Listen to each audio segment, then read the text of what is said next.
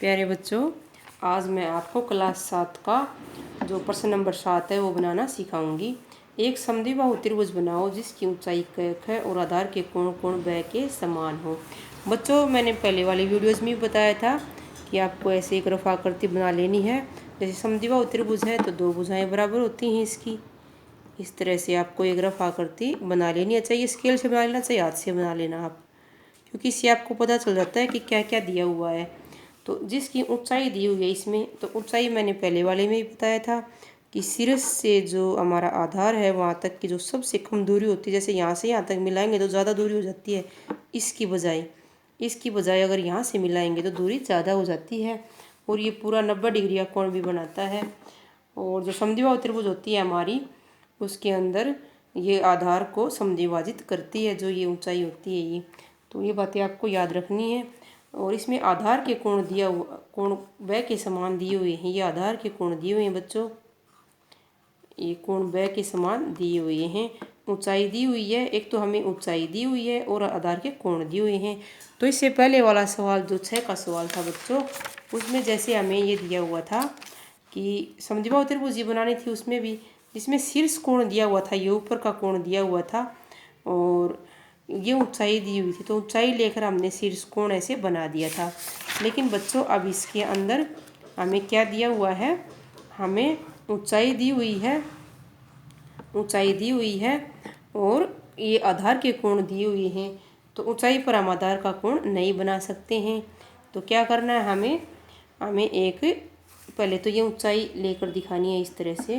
ये ऊंचाई है हमारी क के समान और आधार के कोण दिए हुए हैं, ये भी ले लेते हैं दोनों। नहीं, एक ही दिया हुआ है, दोनों तरफ एक जैसा ही बनेगा क्योंकि समद्विबाहु त्रिभुज है।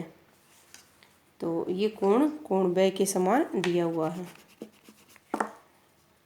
ये कोण दिया हुआ बच्चों ब के समान।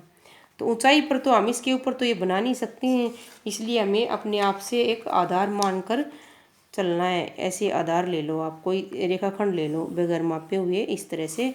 ये छोटा भी हो सकता है, बड़ा भी हो सकता है, हमें इसको बढ़ाना ही पड़ सकता है अगर न इसके अंदर ये त्रिभुज नहीं बने तो सबसे पहले हमें आधार के ऊपर ये हमने अपनी मर्जी से लिया है बच्चों, इसके ऊपर ये जो कोण ब है इसको माप के बना देंगे।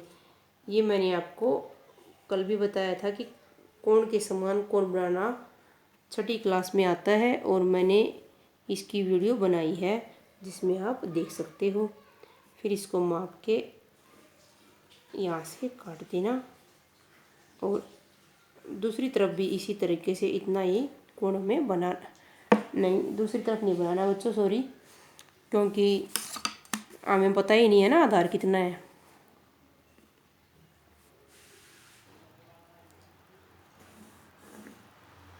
अभी हमें क्या लेना है, ऊंचाई लेनी है।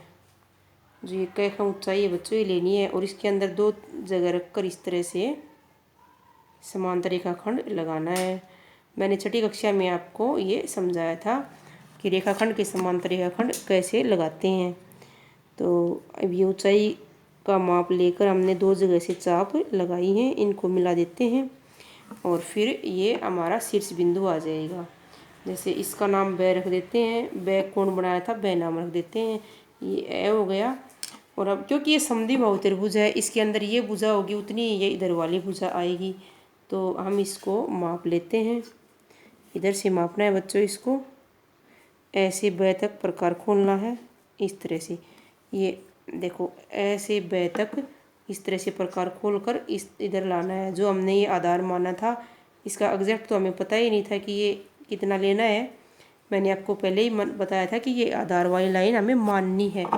तो अब ये ब जितना प्रकार खोलकर जब हम यहाँ से लगाएंगे तो ये जो भुजा आएगी ये इसके बराबर आ जाएगी ऐसे।